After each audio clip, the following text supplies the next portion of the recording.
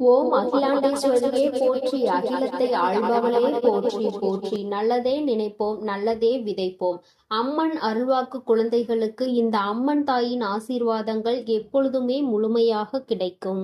வராகி அம்மாவின் பிள்ளைகளுக்கு இந்த தாயின் அன்பும் ஆசீர்வாதமும் என்றுமே முழுமையாக கிடைக்கும். என் அன்பு குழந்தையே, உன்னுடைய மன உணர்வுகளை உணர்ந்து கொண்டுதான் உன்னுடைய வராகி இப்பொழுது உன்னோடு பேச வந்திருக்கிறேன். என் அன்பு பிள்ளையே, உன்னுடைய மனதிற்குள் இப்பொழுது என்ன இருக்கிறது என்று அம்மா சொல்லவா? என் தங்கமே, வாழ்க்கை என்பது எத்தனையோ சந்தோஷங்கள் வருகிறது, எத்தனையோ கஷ்டங்கள் வருகிறது. எல்லாவற்றையுமே நான் கடந்து வரத்தான் செய்கின்றேன். சந்தோஷமாக இருக்கின்ற நேரத்தில் கூட சில நேரங்களில் என்னுடைய மனதிற்குள் ஒரு வெறுமை வந்து விடுகிறது. அந்த வெறுமைக்கு காரணம் என்னதான் நம் வாழ்க்கையில் இருந்தாலும் நமக்கு மிகவும் பிடித்த உறவு நம் அருகில் இல்லை என்பதுதான். எவ்வளவுதான் பிரச்சனைகள் நடுவில் வாழ்ந்து கொண்டிருந்தாலும் இந்த உறவு பக்கத்தில் இல்லை, கருத்து வேறுபாடுகளில் இருக்கின்றது என்று நினைக்கும் பொழுது மனதிற்குள் நம்மோடு நன்றாக பேசிக்கொண்டிருந்தாலும் சில வார்த்தைகள் வரும்பொழுது அங்கே பிரச்சனைகள் வந்து விடுகிறது. இது இன்று சரியாகும், நாளை சரியாகும் என்று நினைத்தேன். பிரச்சனை வளர்ந்து கொண்டே இருக்கிறது. எனக்கு எல்லாமே வாழ்க்கையில் கிடைத்திருக்கின்றது. ஆனால் இந்த ஒன்று மட்டும் வாழ்க்கையில் எனக்கு மிகப்பெரிய பிரச்சனையாக வந்துவிட்டது. நான் இந்த வாழ்க்கையை வெறுக்கவில்லை, நிச்சயமாக வாழ வேண்டும் என்றுதான் நினைக்கிறேன். ஆனால் என்னுடைய உயிரான உறவின் மனதில் இருக்கின்ற எண்ணங்கள் என்னை பற்றி தவறாக இருக்கும் பொழுது என்னால் இதனை ஜீரணிக்க முடியவில்லை அம்மா.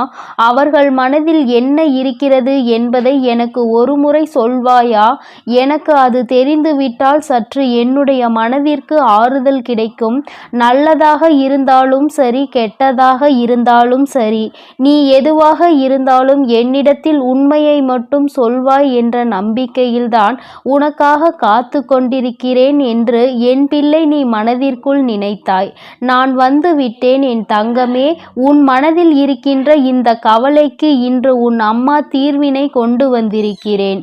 நீ நினைக்கின்ற உன்னுடைய உயிரான உறவு உன்னை பற்றி என்ன நினைத்து கொண்டிருக்கிறார் என்று அவரினுடைய எண்ணம் இப்பொழுது உன்னை பற்றி எதுவாக இருக்கிறது, இனிமேல் இந்த வாழ்க்கையை அவர் எப்படி நடத்த வேண்டும் என்று நினைக்கிறார்கள் என்பதையும் அம்மா உனக்கு தெளிவாக சொல்லிவிடுகிறேன். என் குழந்தையே, இதை கேட்ட பிறகாவது நீ உன்னுடைய மனதிற்குள் நல்லதொரு தெளிவை கொண்டு வா. சொல்கின்ற அத்தனையும் நிதர்சனமான உண்மைகள். நான் ஒருபோதும் உன்னிடத்தில் எந்த பொய்யையும் உன்னுடைய ஆறுதலுக்காக சொல்ல மாட்டேன்.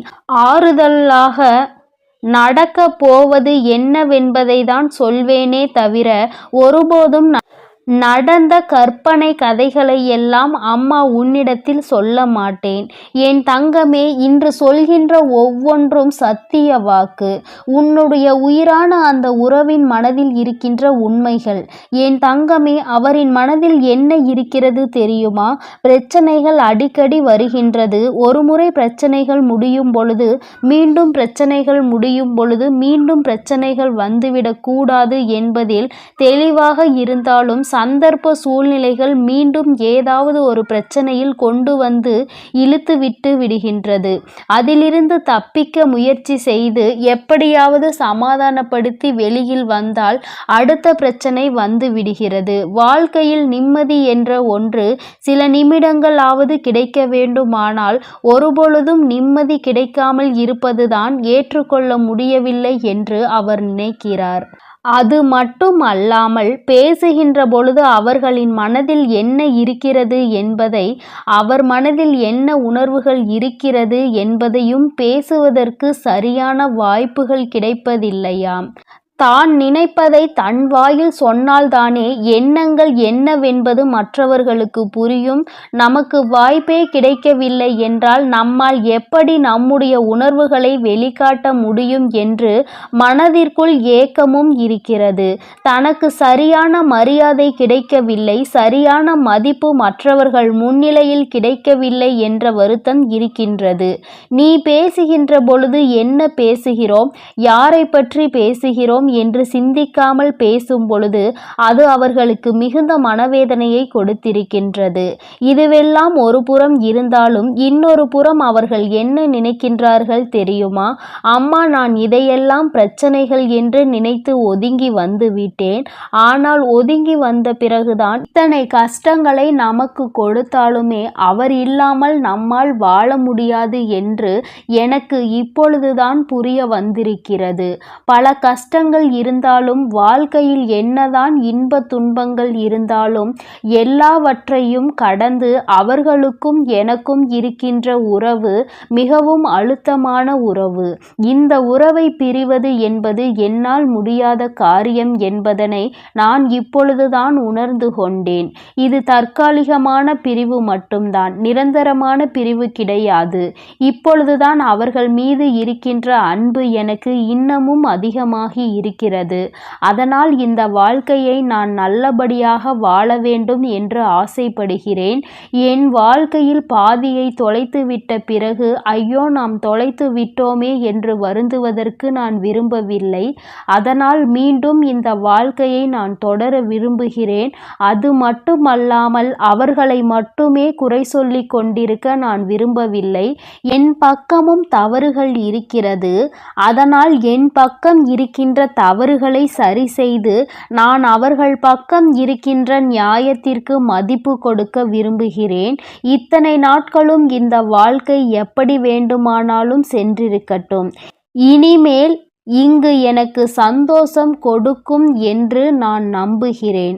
அம்மா வராகி தாயே, என் மனதிற்குள் இருக்கின்ற எண்ணங்களை நீ எப்படி மாற்றினாயோ அதுபோல என்னுடைய அந்த உயிரான உறவின் மனதில் இருக்கின்ற எண்ணங்களையும் நீங்கள் மாற்ற வேண்டும் என்றல்லவா உன்னுடைய அந்த உயிரான உறவு என்னிடத்தில் கேட்டுக்கொண்டார்கள். என் தங்கமே, இத்தனை நேரம் இந்த விஷயத்தை கேட்டாய் அல்லவா?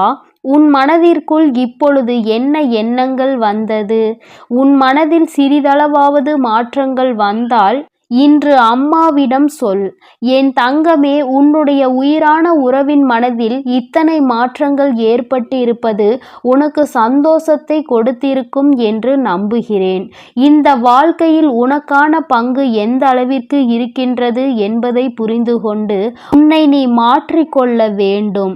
உன் பக்கம் தவறே இல்லை என்றாலும் இந்த வாழ்க்கையை சந்தோஷமாக வாழ வேண்டும் என்று நினைக்கும் பொழுது இருவரும் ஒருவருக்கொருவர் விட்டு கொடுத்து வாழ நினைக்க வேண்டும். என் தங்கமே, நீ நினைத்தது போலவே இந்த வாழ்க்கை மீண்டும் உனக்கு சந்தோஷமாக தான் அமையும் என்பதில் எந்த ஒரு மாற்று கருத்துமே கிடையாது. இந்த வராகி அம்மா உன் வாழ்க்கையில் நடத்தி கொடுத்திருக்கின்ற பல விஷயங்கள் எல்லாமே உன்னுடைய நல்லதிற்காக மட்டுமே என்பதை புரிந்து கொண்டால் இன்றிருக்கின்ற இந்த சூழ்நிலையை நீ நிச்சயமாக கடந்து வந்து விடுவாய். என் தங்கமே, சில விஷயங்கள் உன்னை கடந்து சென்று விட்டது. எண்ணற்ற கஷ்டங்கள் உன்னை வாட்டி வதைத்து விட்டது.